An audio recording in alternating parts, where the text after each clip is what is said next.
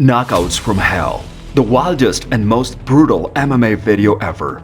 Fans actually love violence and action, so if that implied that the brutality is flying all over the octagon, we're probably talking about the perfect combination, because elbows and foreheads in MMA simply don't mix. The brutal MMA fights that can make the majority of the spectators ill frequently results. Additionally, these fights are actually uncommon, but there were many options available. Thanks to MMA's rich history, some of them stick out in our memories. Some we won't soon forget, and some were downright vicious. There are fights that, because of how brutal they were, absolutely blow the roof off of the arena every year. In this video, we will discuss the most brutal and wildest UFC fights in the recent memory. The first one is Anderson Silva versus Vitor Belfort in the UFC 126.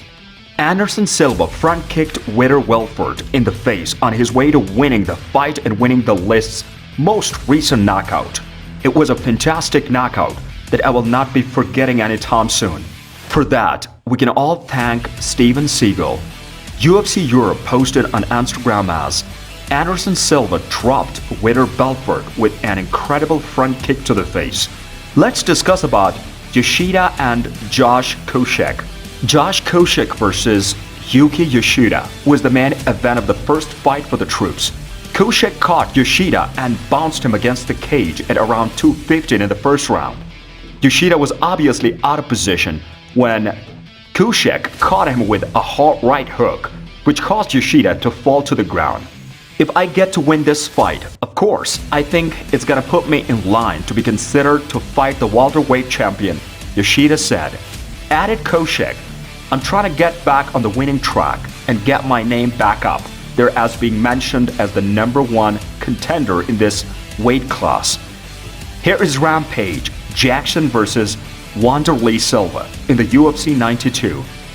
Rampage Jackson sought retaliation after suffering 2 brutal knockout losses at the hands of the Wanderlei Silva. He got in at UFC 92.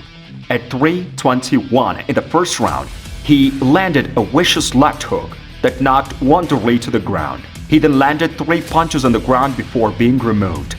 At UFC 98, Rashad Evans versus Lyoto Machida. Rashad Evans and Lyoto Machida squared off for the light heavyweight title at UFC 98. Rashad was caught by Lyoto with a flurry in the second round of the fight, and Lyoto just kept going until Rashad couldn't take it anymore. It looked like he was jawing and laughing the whole time, but Rashad finally hit the canvas, and it was the beginning of the short-lived Machida era. I don't take it personal, Evans said on the media call.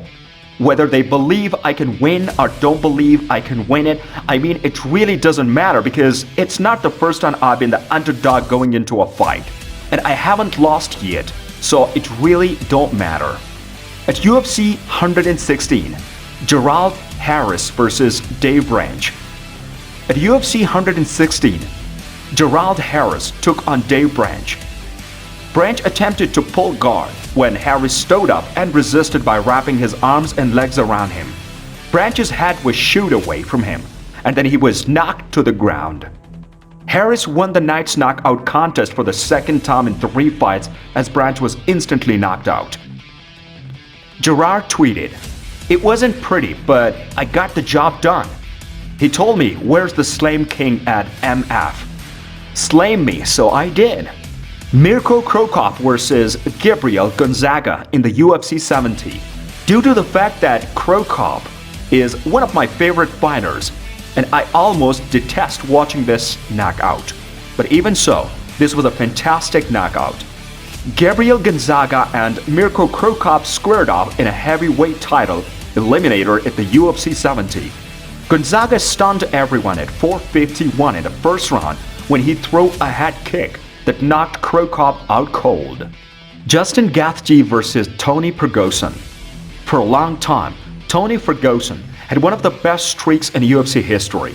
In the previous 8 years, he has only lost once and defeated absolute legends like Edson Barboza, Kevin Lee, and Rafael dos Anjos 13 times. Having overcome his first 2 career defeats, Justin Gaethje was regarded as one of the most thrilling fighters. Gaethje had shocked everyone by completely dominating Tony Ferguson for 5 rounds before the referee stopped the fight in the 5th. Sean O'Malley told, "One of the sickiest performances I've ever seen." UFC posted as, "How is Ferguson still standing after this massive right from Justin Gaethje?" At UFC 102, Nate Marquardt versus Demian Maia. At UFC 102, Nate Marquardt took on Demian Maia. In a bout that didn't last very long, Maia looked as if he were going for some sort of jumping strike, and Marquardt was having none of that. He made Maia spin and fall flat on his face after only 21 seconds. He jumped on top of the Maia, but walked away after seeing how hurt he was. If it wasn't obvious, he was the night's top knockout winner. "I lost to a guy that I should have beaten," Marquardt said before leaving. And he will re-enter the octagon again, and you know that really makes me mad, and it makes me mad at myself.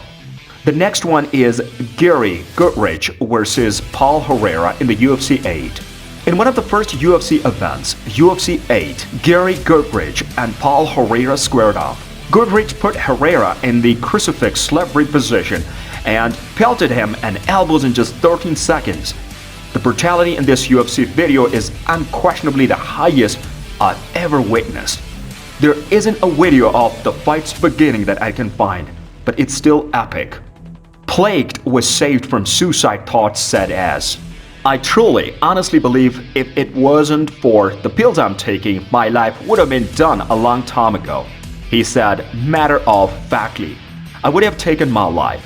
You would have killed yourself," I said, repeating his unsettling confession out loud to help it sink in. Here's the next one. Rory MacDonald versus Robbie Lawler II.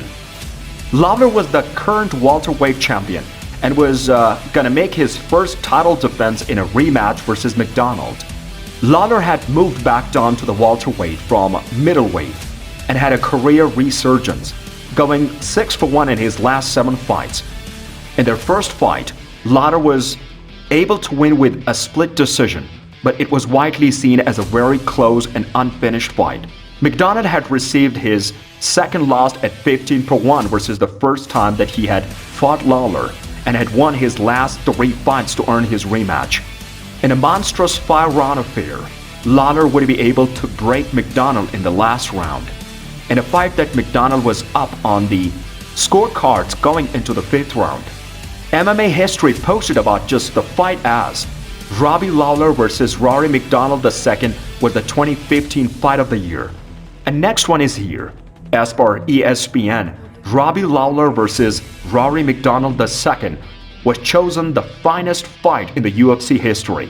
What do you look in a fight? Which fight you liked the most from our list? Post your comments to let us know what you think.